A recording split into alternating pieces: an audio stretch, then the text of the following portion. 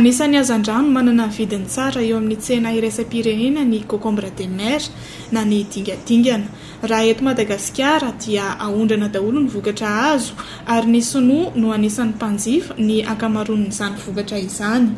Manodidina ny 500 hatramin'ny 200 euro ny vidin'ny iray kilao. Manomboka mitaraina ireo mpanjono sy mpandraharaha ankehitriny satria miha-mihena sy saro-tadiavina ny vokatra. Mametraka ny paikady maharitra ahafahana mitantana izany sy ampihariana izany ny ministeran'ny fambolena sy ny fiompiana aron-jono amin'ny alalan'ny tetikasa sy hoe fiche 2. Ka ty Atrikasa ty no niferina aty amin'ny tapany avaratra naovana Dingadingana ametrahana ny paikady maharitra eo amin'izany fitrandrahana sy ny fitantanana ny lalam-pihariana loterie zay. Ka nantsona eto daholo zany ny mpisehatra rehetrarehetra ao anatin'izany reo ao avy amin'ny ministera dia ny mpandraharaha ary ny mpanjono sy ny mpanangom-bokatra. Agnisan'ny vokatra fahondrana mankany ivelany ary any Chine no tena mpifanondrana antsika azy.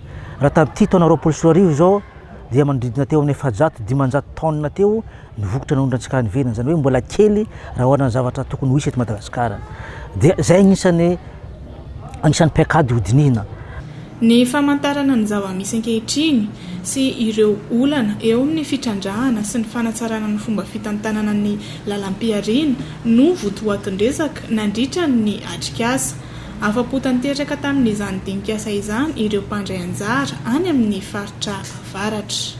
Lehibe ny fakan-kevitra ny tsoka avy tao anatin'izay zavatra zay raha tsy teny fotsiny ny tenanay hoe voalohany dia ny ny fikambanana, ny fitovian-kevitra, ny firaisan-kina ny mpandraharaha sy ny mpikirakira ny momba resaka Dingadingana. Ka izay no nahatonga an'ilay hoe tapa-kevitra hoe andao atsangana, andao angatahana ny fisiany ny groupement mba ahafahana mametraka ny plateforme momba an'io sehatra io iarahana mifandinika amin'ny fanjakana. Faharoa dia ny fampahafantarana an'ireo fepetra izay napetraka momba ny sitaisy mba ahafahana mifanakalo alohany ametrahana ny dingana ny fomba fampiezana sy ny lalana ahitana vahaolana momba izay zavatra zay. Ary ny fahatelo dia ny fiarahana maneky na mpitondra mpanjakana na ny mpikirakira ny lafin'ny Dingadingana dia hoe andao iarahantsika avoatra dia hoe fiompiana amin'izao fotoana izao ny Dingadingana mba entina ametrahana io zavatra io ho lovainy faramandimby ary ndao avoasana ny lalàna mifehy an'izay Dingadingana zay mba ahafahantsika mametraka lova tsara mampifain'ny taranaka.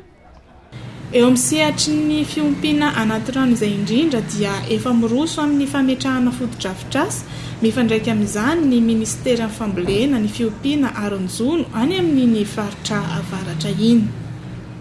Ary resaka fiompiana Dingadingana dia efa misy any atsimo andrefana zay fandroborobo fa misy taona vitsivitsy lasa zay dia efa misy miditra amin'izany fiompiana Dingadingana zany eto Madagasikara. Fa aty amin'ny tapany avaratra ty indrindra mo eto Ambanja zay nosafidiana manokana tamin'ity Atrikasa ity dia atao site pilote ametrahana ny écologeria ho any amin'ny fiompiana Dingadingana, zany hoe ny fanjakana ny ministera mihitsy ny ametraka sy toerana fampatodizana fampiterahana ny Dingadingana zay tsy maintsy iarahana amin'ireo mpanjono zay satria io zavatra tsy zavatra sarotra tarimina Dingadingana io fa eo anatin'izay zany fampiterahana azy no mila teknika. Ny 10 sy ny 12 Desambra 2024 teo tao Ambanja no nanantanterahana ny Atrikasa fakan-kevitra amin'ny tantanana ny lalam-pihariana Dingadingana io. Zavaran'andro ihany izany fa mbola hisy ny Atrikasa ho tanterahana any amin'ireo faritra hafa ahafahana maka ny hevitra ireo mpisehatra any amin'ny faritra samihafa.